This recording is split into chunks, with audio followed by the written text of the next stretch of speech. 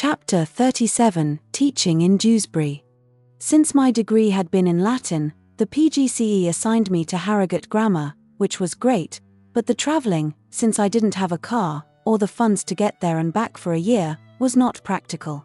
I just couldn't afford the travelling expenses, and I'd overheard another student from Harrogate complaining he'd been posted in Wakefield, which wasn't far for me, and I suggested swapping. We had to dance through a couple of hoops, but the deed was done, and I was posted in Dewsbury and he in Harrogate. I shall return to the town of Harrogate later in the story.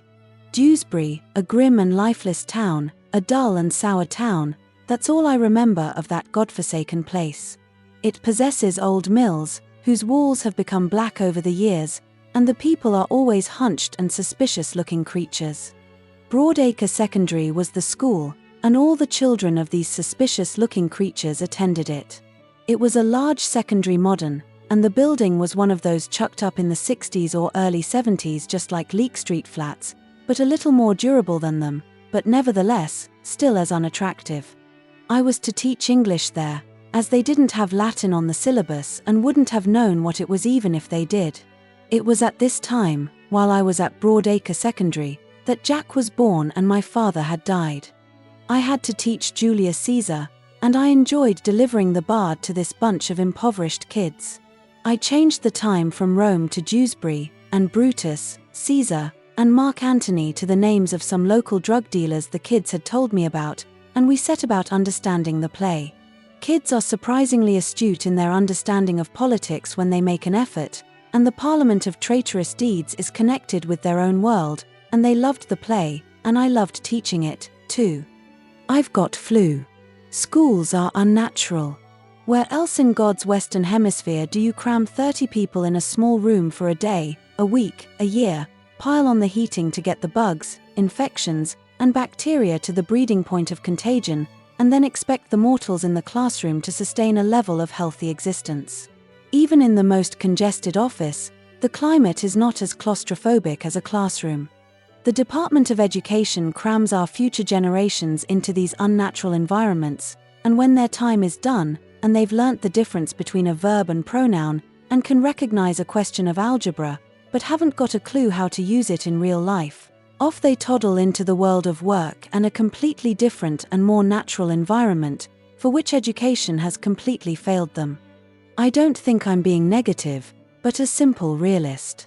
I've studied on both sides of the desk and worked in both menial and management roles and am afforded some wisdom into the facts. Take the following example. Speaking and listening is, arguably, the greatest demonstration of understanding. It exhibits demonstrating, showing, knowing, telling, persuading, arguing, describing, instructing, ad infinitum. Almost every aspect of life is suffused with this skill.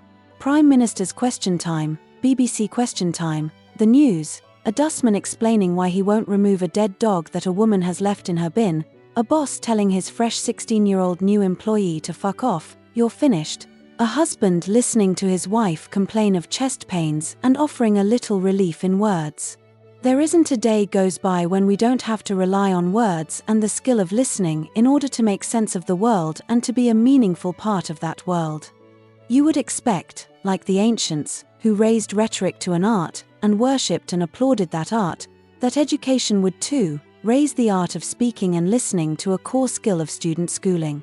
But no, speaking and listening doesn't get anywhere near the pedestal it deserves. Renowned educationalist idiots, the Govs and Wiltshires, et al., don't even give it an allowance of 10%. They bury the skill in with English, and they only apportion a very small percentage to the discipline. The monster share goes to writing and comprehension. A GCSE in Urdu or Spanish carries more clout than speaking and listening. Fact. And yet the monster share in life, real life, is not with writing and comprehension, but with speaking and listening.